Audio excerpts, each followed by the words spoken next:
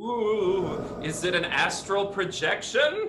A ghost of your drunk sister? Nope, it's me. I'm Kyle. Hi, welcome to the Cabot Cove Ladies Auxiliary. I'm in charge of baked goods. Today, we're enjoying these lovely homemade cranberry orange biscuits. They're homemade. I made them myself.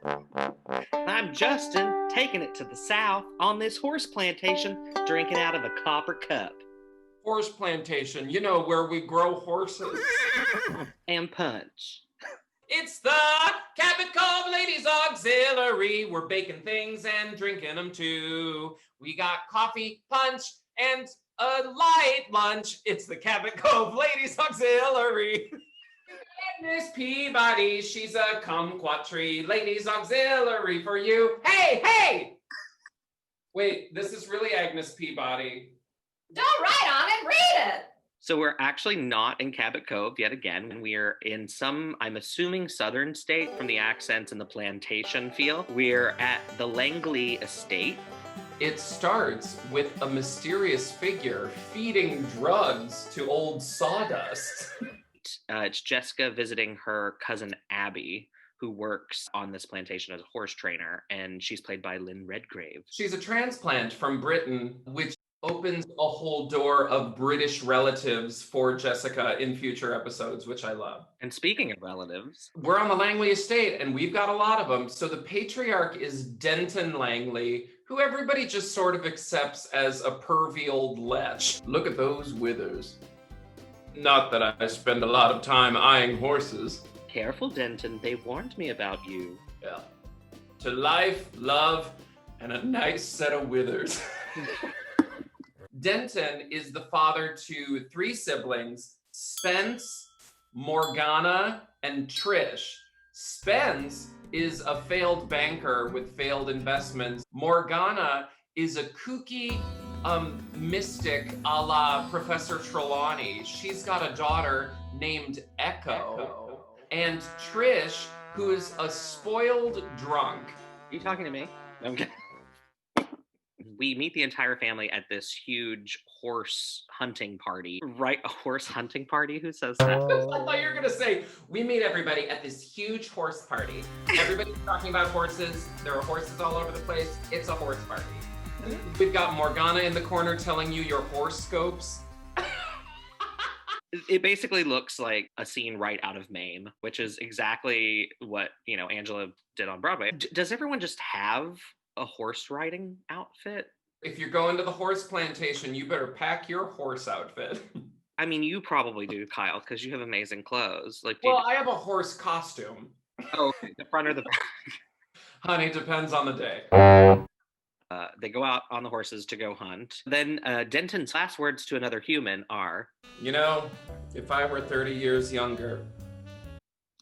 The old lech just keeps on being creepy. Then his horse gets away from him, and he jumps over this hedge down a hill, and then he's dead. And his last word was, tally-ho! Also, they have a dog on this estate that Denton was very close to, and his name is Teddy, and he's a beagle? Hound, a hound. We're gonna enrage the Basset Hound groups. The beagle heads have entered the chat. After Denton's death, they all gather for the reading of the will. Only it's not a reading. It's described as the latest in will technology. And then he holds up a VHS tape. This is Denton's attorney, Mr. Marcus Boswell, who's played by Dean Jones, who eagle-eyed viewers, if you looked at the credits, might recognize as the original Bobby in Broadway's Company. And that's what it's all about, isn't it? That's what it's really about! Really about! It's higher than that. Really about! Really about! Wait, no, it's higher. Really? The best part about the will is he goes through each person and kind of insults them on this VHS tape. So Spence, he's a dictator and selfish. Trish is spoiled, slutty, and drunk. Morgana has no common sense. And Echo, her daughter, is just dumb. Tom is a friend that he gives his shotgun to. Barnes, the security guard, he gives a little extra bonus to. because he's guarded $3 million worth of oil paintings, which he's donating to the National Gallery. To rub it in, that's right. $3 million in oils going to the National Gallery. And then finally, he has $15 million that he's going to bequeath to someone, and he gives it to Teddy, his dog. Oh. This is insane. Teddy's a dog. The lawyer's like, if that dog dies of anything other than natural causes, all of his money goes to the SPCA. Abby begs Jessica to stay. She was like, there's fishy business here. Denton just didn't die. He may have been a lech, but he was a good horse rider. And old Sawdust was described as an ancient horse who never broke above a trot in the last 10 years or so. And they had never seen him act like that. So Jessica says, well, you better order a drug test on that horse. An old horse who hasn't trotted in 10 years or so. So Abby is training a horse with Trish on it at one point, and she's already chastised Trish in the episode for riding drunk, which Trish has a glass of champagne or something in her hand and then just throws the glass and mounts the horse. Trish is being trained by Abby again, and she lectures Abby by saying, a pat on the head is more effective than a kick in the teeth. Horse training. Yeah. But then Abby comes back and says one of the best things, which is, you can't fire me. You're not my boss. Teddy is. And then she furthers the quote by saying, actually, Mr. Boswell is the only one who can fire me. In the next scene, we see Spencer in the horse stall with Teddy. Yeah, Spencer's got like a riding crop and a bucket, and he's fighting off Teddy because Teddy's going crazy. But the vet is called, and the vet notices blood on Teddy and says he may not have bitten him, but he bit something because there's blood on him. Then we meet Asa Potts. He shows up with a bandage around his arm, like, that dog tried to rip my arm off, showing the bandage. And so they were like, well, there's the blood. This too feels like the writers trying to convince us the dog is a bloodthirsty murderer. So Jessica and Abby go to Mr. Boswell's office. Spencer is trying to make it known that this dog is no pussycat and try to sully the reputation of the dog to get him discredited from the will. We also find out that Mr. Boswell is in debt. He had Spencer manage some of his investments. The lawyer, Mr. Boswell, has lost a bunch of money, but Spencer has lost even more money than he has. That evening, Barnes, the security guard, is in his office. He hears a little scratch at the door and he opens it up, and it's cute little Teddy, the $15 million dog who just trots his little way into the office and cuddles with Barnes for a second until he sees Trish. On the security cam, you see the car swerve up to the gate, and then you see stumble out and press the intercom. She doesn't say anything, so then he says, oh, Trish must be drunk again. And then buzzes to let her in.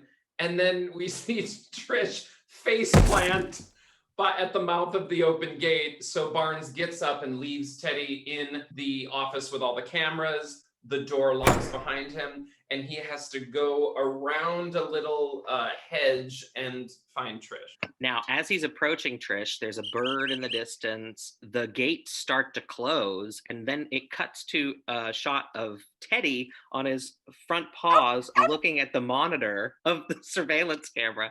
The gates close on Trish's neck, and of course, Barnes didn't make it in time, and Trish's head gets smashed. And that's how Trish gets decapitated. And there dies another good set of withers. So Morgana, at one point, we see her standing at her window. I'm often up at night. My aura thrives on moonlight. She watches her sister's ghost, the body rise to the call of a bird. That's what we find out when Jessica is interviewing her. So the sheriff says that there was a print found on the button that closes the front gate. And so Mr. Boswell goes, a fingerprint? I didn't say that. A paw print. Then there's this other character named Will, who is a cop, but not the sheriff. He's just kind of there, and he's really cute. This is another trope that I'm noticing develop, where if you have a sheriff who does not believe Jessica Fletcher, you have to have another law enforcement officer so she can fight with this one. But he's like, oh, Miss Fletcher, I know you don't mean any harm. He's picking up Trish's coat. which is like evidence, right? And basically he's trying to put it in a bag and she goes, oh, here, let me help you. Let me put my hands all over this evidence. And he says, oh, thank you, Miss Fletcher. She notices that the lining of this furred coat is ripped. I have the same thing with my driving coat. But her driving coat was old, and this is a new coat, so why are the seams all split? And then she shoves it in a bag and says, do you mind if I poke around a little bit? Jessica speaks to Barnes' security guard, and he says whenever he goes out the security room door that it automatically locks. So that eliminates basically anyone else being in that room except Teddy the dog. So Teddy the dog definitely pushed the button that closed the gate on Trish Langley's neck. Later, when she's sitting with Abby in the kitchen having a cup of tea, she notices Boswell, who comes in for ice, has a grease mark on his pants. He says that he stopped to change a tire about a half mile out. How long did it take? Oh, about 20 minutes. And so you would have seen somebody driving the other way. Oh, yeah, but you didn't see anybody. Oh, no. So that means the killer didn't pass you. So the killer is inside the house. So then Jessica has this conversation with Abby at the table once he leaves, asking, because she's worked with animals, could a dog be trained to push a button? Lynn Redgrave says, you tell him to push the button, you say good boy. You give him a treat. Jessica asks if there are any kind of audible tones or things that could be used to train the dog, and she latches onto the idea of a whistle being used. Abby comes bursting back into the family room and says, explain it, Jessica. She comes to the conclusion that the dog was trained with a whistle to close the gate. What does the sheriff surprisingly have in his pocket? I found this whistle down by where Trish was murdered, and it's got, look at that, initials on it. So it basically attaches Abby, Jessica's cousin, to the murder of Trish. The next shot we see is Abby in jail talking to herself at the prison bars, and then it pans over, and in the next cell, Teddy the dog.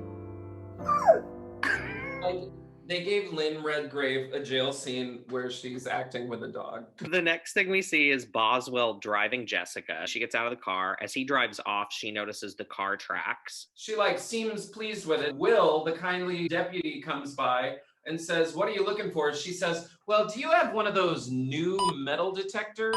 And he says, why? And she's like, I'm looking for a bicycle clip. And at that point, I'm like, why are you looking for a bicycle clip? What is a bicycle clip? Then she decides to go ride a horse to the Potts farm to see if she can connect that he's actually wounded. She leaves the horse. She sees him chopping wood and then sees an axe with his bandage from his forearm. And she says, oh, just as I thought. Steals it and then gets caught by Spencer. We see Spencer and Mr. Potts pointing a shotgun at Angela Lansbury. And he says, Planter in the orchard, I don't want to go to jail. Let's murder this woman. So I think what this was meant to do was to sort of admit his guilt, trying to get the money, but to sort of clear him from the original murder and from the second murder. It was nice to see Angela's stunt double on a horse again. Then we get to the courtroom. Angela has talked to the county coroner to hold a court hearing from a civilian who's called amicus curiae, which means friend of the court. But the coroner is leading this, but she can call witnesses. And she says, the only witness I'd like to call is Teddy. Woof, woof, in comes Teddy. There's an intercom and a button. So Jessica blows the whistle found, and obviously Teddy barks. Then she sends the handsome Will with the whistle out into the hallway. Blow the whistle through the intercom. And the dog does nothing. Then she goes to Barnes and says, you heard a bird when Trish was killed. Yeah, I already told you that. She references the crazy Morgana, heard a bird when she saw the ghost. Trish doped the horse, so she was that mysterious hand at the beginning, thinking that she was going to inherit money by doing this, but then she ended up not being in the will, so she was really surprised. And who had knowledge of the will? The only person, Marcus Boswell. And that's what it's all about, isn't it? That's what it's really about,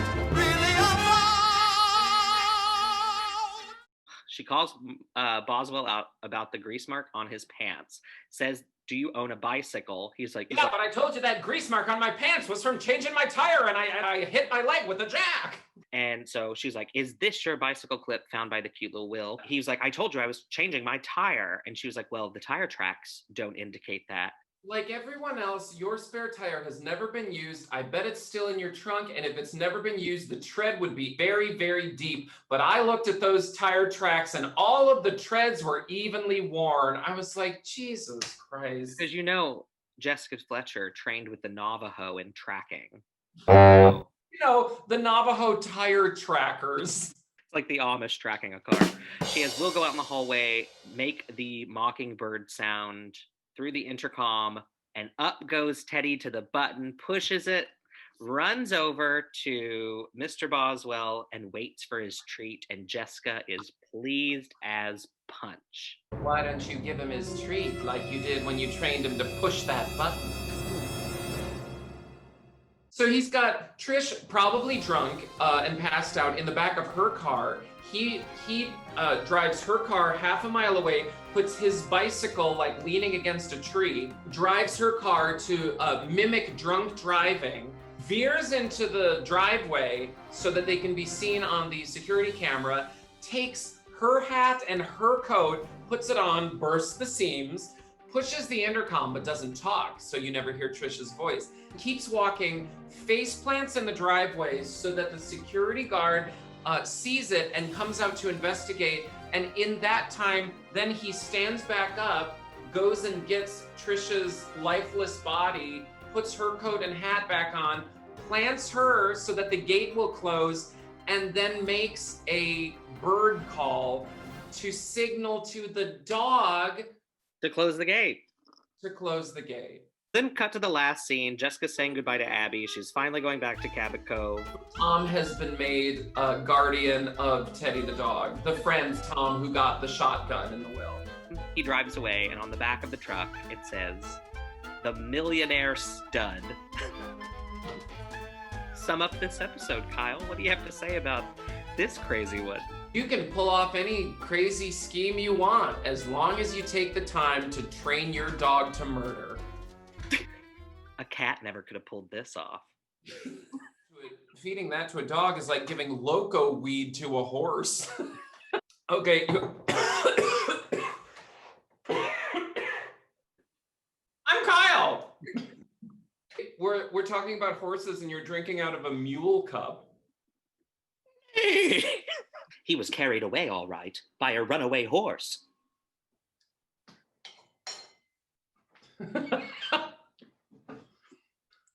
Her Gemini is in the ascendant. Your Capricorn is at a very low ebb. And last night, 3 owls were seen in the black oak tree.